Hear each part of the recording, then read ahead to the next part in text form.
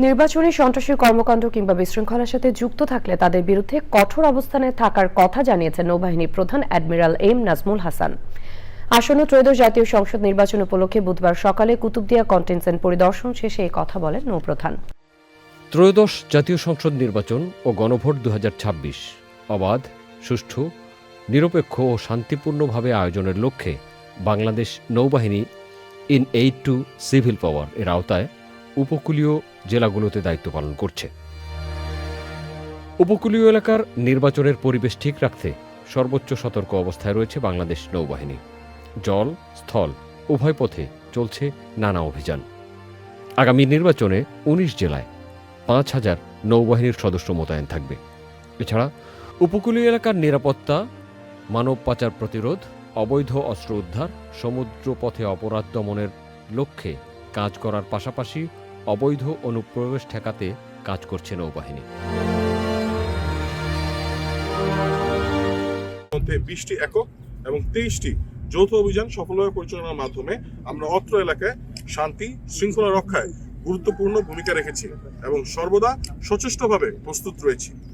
আমরা টেকনাফ অঞ্চলে মাদকের বিরুদ্ধে বিশেষ অভিযান পরিচালনা করে বিপুল পরিমাণ মাদক জব্দ করেছি।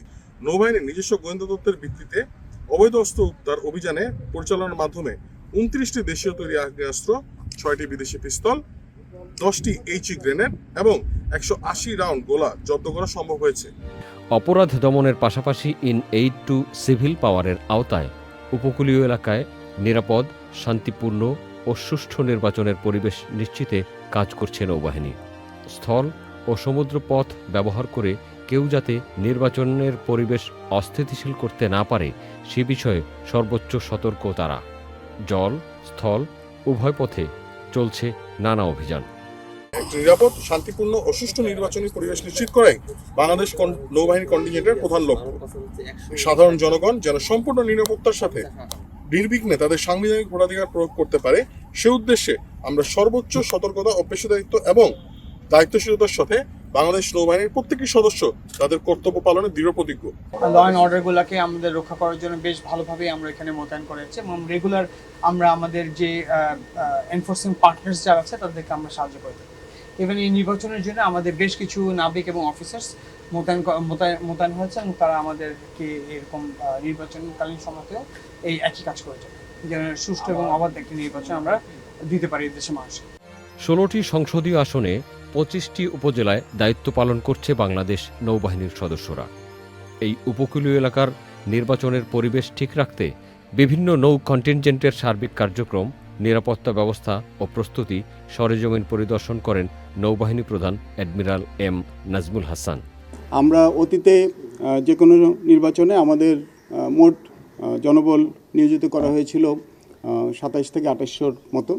এই বছর আমরা রেকর্ড সংখ্যক নৌবাহিনী সদস্যদেরকে মোতায়েন করেছি 23টি উপজেলা এবং 3টে সিটি কর্পোরেশনে, ঢাকা, চট্টগ্রাম এবং খুলনা সিটি কর্পোরেশনে, এবং আমাদের মোট 5,000 সদস্য মোতায়েন রয়েছে। এছাড়া আমাদের দ্বীপাঞ্চল এবং উপকূলীয় এলাকায় 7টি জাহাজ সার্বক্ষণিক মোতায়েন থাকবে।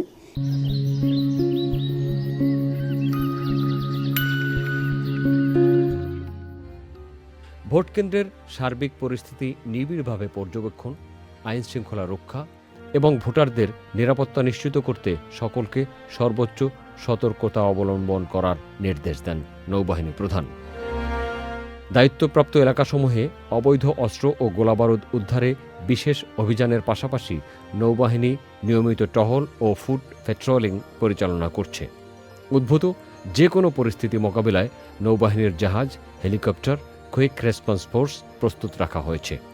এছাড়াও আসন্ন নির্বাচন সুষ্ঠুভাবে আয়োজনের লক্ষ্যে স্থানীয় প্রশাসন সহ সংশ্লিষ্ট কর্তৃপক্ষকে সর্বোচ্চ সহযোগিতা প্রদানে প্রস্তুত রয়েছে বাংলাদেশ নৌবাহিনী।